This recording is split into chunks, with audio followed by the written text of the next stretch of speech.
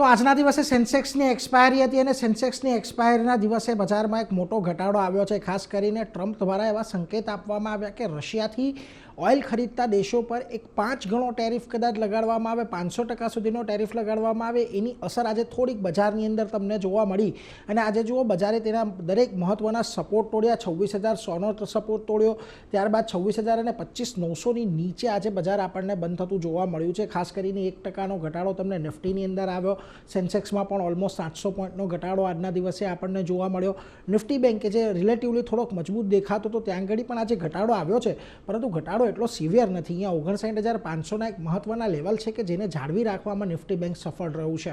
વેલ, ખાસ કરીને mid cap અને સ્મોલ કેપ અહીંયા તો થોડોક આજે તમને હાહાકાર મચતો દેખાયો, કારણ કે જો બંને ઇન્ડેક્સ ઓલમોસ્ટ 2% જેટલા આજે ઘટીને બંધ થતા દેખાયા છે. કારણ કે આજે તમને ન્યૂઝ સ્પેસિફિક પણ ઘણા બધા સ્ટોકમાં એક ઘટાડો આવતો દેખાયો, જેની અસર ઓવરઓલ ઇન્ડેક્સ પણ આપણને આવતી દેખાય.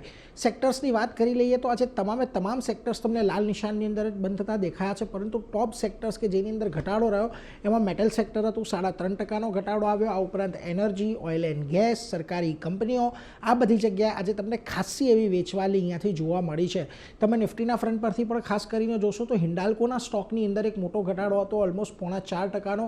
આ ઉપરાંત જીઓ ફાઇનાન્સ, વિપ્રો, ઓએનજીસી જેવા કાઉન્ટર રહ્યા કે જ્યાં આગળ આજના દિવસમાં તમને દબાણ આવતું દેખાયું. થોડાક શેર એવા હતા કે જેની અંદર લીલા નિશાનમાં કારોબાર હતો, પરંતુ તેજી કોઈ એવી મોટી નહોતી. જુઓ ઇટરનલમાં ખાલી આપણને ઓલમોસ્ટ 1%ની તેજી દેખાય, બાકી એસબીઆઈ લાઈફ, આઈસીઆઈસીઆઈ બેંક 0.5% અને બજાજ ફાઇનાન્સ તમને 5% જેટલી તેજી દર્શાવી.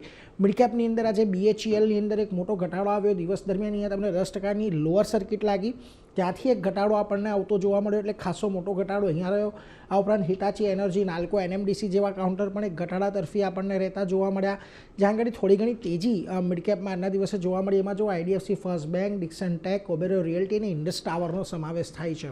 વેલ, હવે આજનો આજે ઘટાડો આવ્યો છે એને લઈને ફરી પાછી નિફ્ટી આપણને જે એની ઓરિજિનલ રેન્જ હતી 25,700થી લઈને 26,300 વાળી એ રેન્જની અંદર જ ફરી આવતો દેખાયો છે. એટલે આ રેન્જને અહીંયાથી ધ્યાનમાં રાખવાની રહેશે અને કાલના માટે જો 25,900 કે 26,000ની ઉપર નિફ્ટી બંધ થાય છે તો વીકલી બેસિસ પર એક પોઝિટિવ આપણને રહેતું જોવા મળશે. પરંતુ ઓવરઓલ જે પ્રકારનો ઘટાડો આવ્યો છે બજારમાં એ આજના દિવસે ખાસા એવા સપોર્ટને બ્રેક કર્યા છે.